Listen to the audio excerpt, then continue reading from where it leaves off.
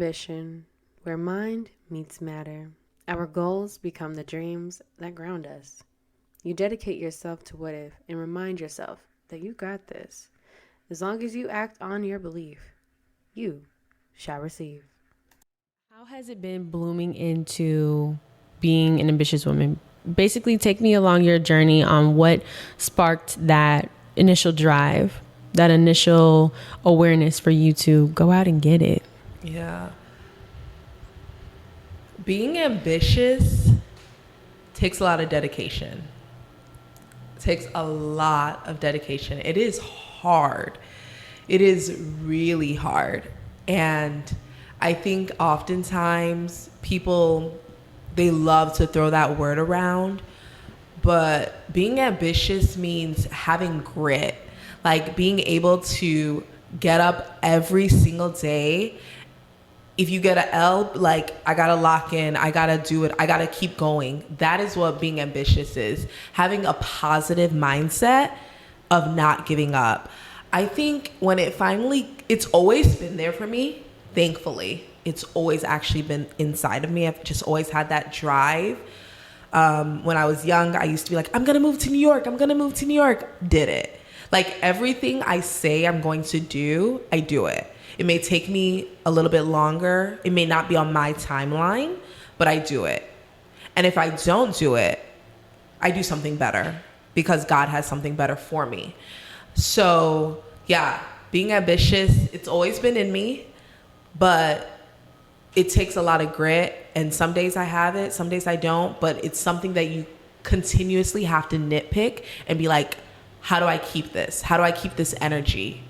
So yeah. How do you get that inspiration of, okay, that's what I want to do, let me go ahead and do it? Like, where does that confidence come from, you choosing what it is that you are seeking out to do? Yeah. And honestly, it's like new levels. Like, what's that? Is it new levels, new devils or something? Yes. Yeah. Like, or new levels, new challenges. New challenges. Yeah. Like, I'm in a season, I've always had it, but I'm in the season that I'm in now, I feel like I really have to dig for it, because it's almost like this inner knowing that there's more, that God has more for you, or there's more for you in this lifetime. And then also knowing, like, hey, life's short, right? We're on borrowed time.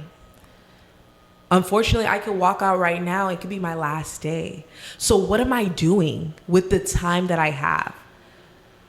What legacy do I want to leave behind? So I do it with the knowledge of I'm on borrowed time, and also, right, what legacy, what impact do I want to have on the future generation or for my future children? You know, that is what I keep, that's what keeps me motivated. That's what drives the ambition. And just knowing, like, I'm called for greatness. And how can I be 1% better or closer to that greatness? I really like that. That's what keeps your inspiration fresh for me. That's how I'm interpreting that. Yeah. And building your legacy. Ooh, that was deep. That was so deep. That was good. So then, with this ambition, who supports you, and how are you empowered? Yeah. So who supports me? Definitely family and friends. But you also have to remember that not everyone's going to clap for you. And you don't have to wait for people to clap for you. You need to support yourself. So yes, I love when my friends share something that I've created. I love when my family, you know, tells me, hey, job well done. I love when my coach or my trainer in the gym is like, you did that. But at the end of the day, you got to support yourself. You have to believe in yourself, because when you believe in yourself, then the outside people start to believe in you. So it really stems from within. And then, I'm sorry, what was the other part of the question? Like, who empowers you? Who reminds you to be empowered? Yeah. But before we get to that, I like how you said it comes from you first, right? How do you drill that into you? Because we can have imposter syndrome. We can run into a wall, and it's like, where do I go? Yeah. I definitely have experienced imposter syndrome in certain workplaces sometimes. But you have to remember, like, I'm that girl, I'm that guy, right? Or whatever, right? You would not be called into a certain room. You would not be hired for a certain job. You would not get a certain opportunity if they didn't think you were capable. If you didn't already do the things that allowed you to get those opportunities. Doors would not open if you were not capable. So it's you just have to have this like willingness. You have to get out this funk, right? No negative self-talk, and you have to believe in yourself. You have to. It's like some people say delulu. I don't like that personally. It's not delusion. It's faith. It's trust. It's confidence, right?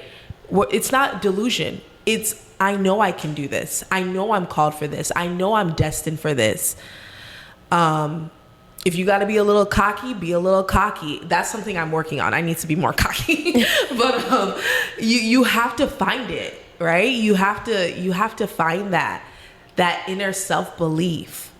And yes, you know, it's beautiful when you have a coach or a trainer, when you have a friend, a mom that's a big brother that's pouring into you, of course, a mentor, but you got to have it in you. And you can pray for it, you can work for it, you can search for it, you can read books about it, listen to a podcast about it, you can listen to me, but you have to know, like, you can do all these things, but at the end of the day, you have to be like, let me find it within myself. How can I find it? Because we can keep talking about it, but at the end of the day, you have to just like muster the courage and be like, I'm that girl. I'm that guy. How would you encourage someone to find it? I guess give an example of how you found it in you. Where were you at? What were you going through where you found it? Yeah, for me, I find it in different ways. So sometimes I do listen to a podcast. There are some influencers that I love to watch and see. And then sometimes I need to just read my Bible or pray. In the Bible, there's something that says, like, be strong and courageous. For me, like, and I'm really big into quotes. Okay. So for me, or sayings or phrases. So when I hear that, strong and courageous, like when I read that in the Bible, for me, it's like God is not asking you to be strong. He's telling you, he's commanding you. You need to be strong and courageous. So I'm like, bet.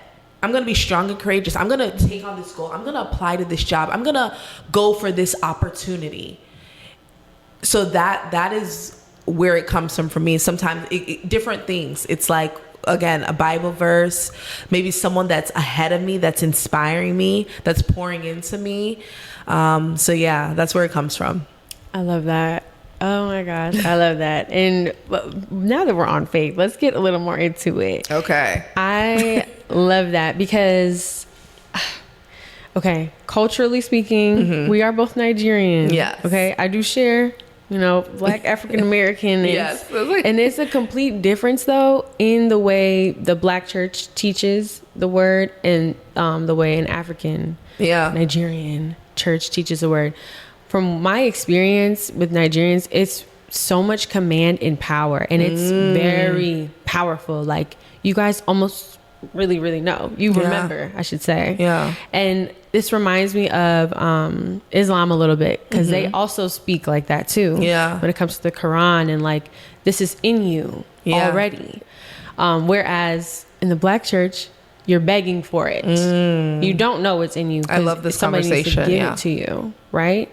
So, because the strongness in that, how did you know? When did you get that awakening moment? Some people, they don't ever really wake up. But how would you want to wake those up who are begging for this to come through from the word? Yeah. Definitely, it's in you. Like, this is a little off, but like some people say, like a new age term is like, you got that dog in you. You have God in you. God is within you. You will not fail. So it's the same mindset. I work out a lot. So for me, like religion and prayer, like, and gaining strength. I also gain that strength in the gym, physical strength in the gym. So for me, I know it's in me and I know God is within me. So it's just this like, this sense of belief that things are going to work out. What God has for you is the best option. And you just have to trust. And it is hard. It is so hard because sometimes people are in silent seasons.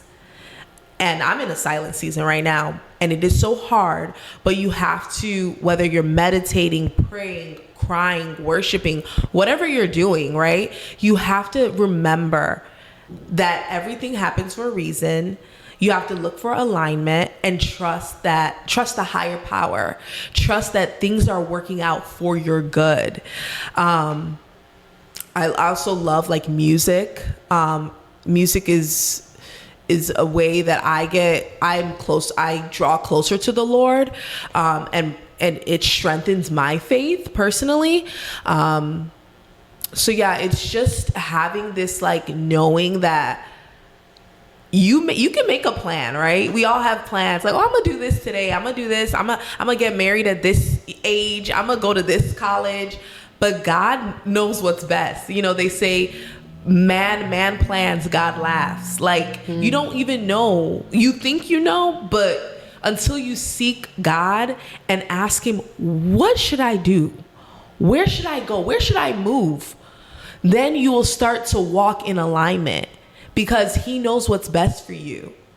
You could live a certain life, right? You could make your own decisions, but when you seek the Lord and ask what I should do or help me make wise decisions, then you're walking in alignment. There's different ways to live out this life. You can do it your way, or you can do it the God-ordained way. And I promise you, when you do it the God-ordained way, or at least you really trying, you're gonna see that your plans, what comes to fruition surpasses the plans that you had. It's gonna be like mind-boggling. It's truly going to blow your mind. And it blows my mind all the time too, because I have these plans, and then when my plans get disrupted and I'm like, let me do it God's way, I'm like, whoa, it's better than what I even imagined. Mm-hmm. So yeah. Yes. Really experiencing magic. No, that was so good. And to be honest, sometimes I'm like, this is kind of creepy. This is kind of scary, but it's okay. Like, it's supernatural. Like, it doesn't have to make sense. And that's the beauty of it. Sometimes I really be like, whoa, this is God. Like, this is like an outer body experience. Like, sometimes it doesn't even make sense because, and that's how you know, like, this was meant to be. This is God. So yeah. Exactly. I love that. And then as you were speaking about that, this is closer up, just so you know. Okay. When it comes to having that faith and, you know, being along your journey, how do you address when fear strikes up? Or how do you address when you start to question the things or the breadcrumbs that God has laid before you? You know, how do you address that? Because like you said, new levels, new challenges, new devils, whatever. But how do you deal with that? Word of advice for fear. Yeah. It is hard. It is hard. And, right, I don't have it all figured out. So if you need to cry. It's okay to cry. I'm not a huge into venting. I'm not huge. I used to be, but as I've grown older, you don't need to vent. Vent to God. You don't need to vent your problems, right? Because you don't know if the things you're saying to another person, if it's genuine, right? If they're taking it, you know, and they're not going to talk about you later, but cry it out, do a workout, and then write a list like how can I overcome this? How can I change my situation? How can I get out of this funk? And be strategic about it. I'm really big on like having agendas or plans and ideas of like, how can I move forward?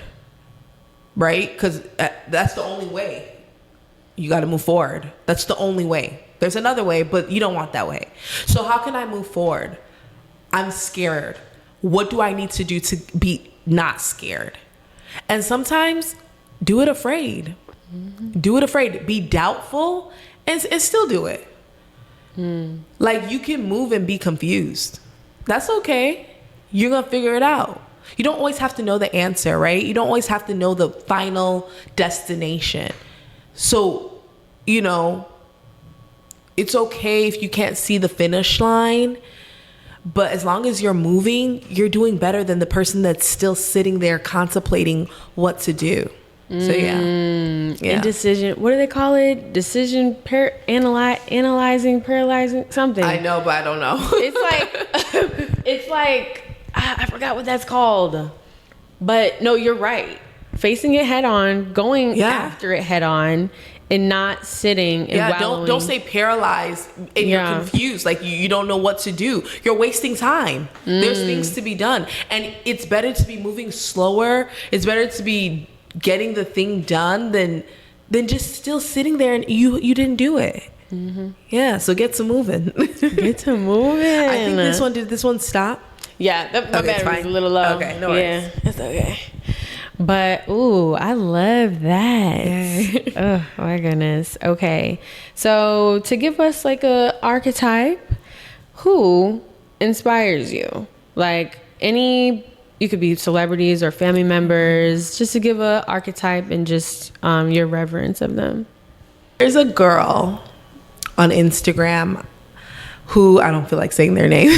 That's okay. Okay, there's a girl on Instagram who really inspires me. And I have watched her journey for a long time. And I know that God has placed this person in my view for me to witness what he has done for her and so it can be a reminder of what he can do for me. She's a woman of faith. She's a Black woman, and she has just been, I may not agree or have the same exact life as her, but she has just been so inspiring to me that it just reminds me like, girl, get up. Get up. Almost to the point where you still watching. Get up. You already peeped what she did. Go do your own. Period. It's time. Stop watching now. Stop only applauding. You can still applaud while you get to work on your own craft, right? So I think I'll say that. Yeah, there's a person on Instagram who just has truly inspired me with what she's done with her life and her career. Oh, yeah. So, yeah. I love that. And I love how you said you peeped it, but it's not for you to keep consuming. It's not for you to keep watching. Absolutely, you know? right? So like, many get people to work. get lost in that. Yeah, get to work. And I think oftentimes, like, I am someone, I will clap for other people. But at a certain point, babes, clap for yourself.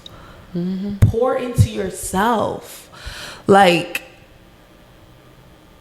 and that is hard to really face, because a lot of times people are more like self-centered, or people are more like confident. And I think somebody may see me and be like, oh, she's so confident. But no, like, girl, this is me speaking to myself. Get up. Like, do that. Can I curse? Yeah. Do that shit. Like, do what you need to do. People, I know there are people that see me and they're like, you do so much here. I'm like, no, I'm not. There's more to be done. there is more to be done. And you're always going to be your hardest critic, right? But there is so much more to do. There's so much more. And when you know yourself, right, and you're honest with yourself, you already know that you can be capable for more. So yeah. Absolutely. Yeah. Oh my gosh, I love that. Okay. Just sparked another point in me. So then, to conclude, well, to wrap this all up, what would you say to your younger self? Basically, what we were talking about earlier today. Cry. I loved that. I loved how you explained that, and I would just love for you to share that with us if you're comfortable. So emotional. Give us a tear, you know. To my younger self. Mm-hmm. Oh. Dear sweet Moyo.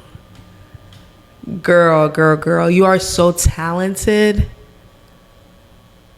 Believe in yourself. Believe in yourself, girl. Like, do it. Just do whatever you want to do. Do what you're called to do. Walk in your purpose boldly. Girl, boldly. That's what I would tell my younger self. Don't worry about what he said, she said, girl, walk with purpose and trust God. Like, he's got your back, girl. That's what I would tell myself. Do it boldly and walking your purpose. Yes. Yeah. I love that so much. Thank you so much. Thank Moyo. you. And that concludes our interview for Ambition. Bye. Bye.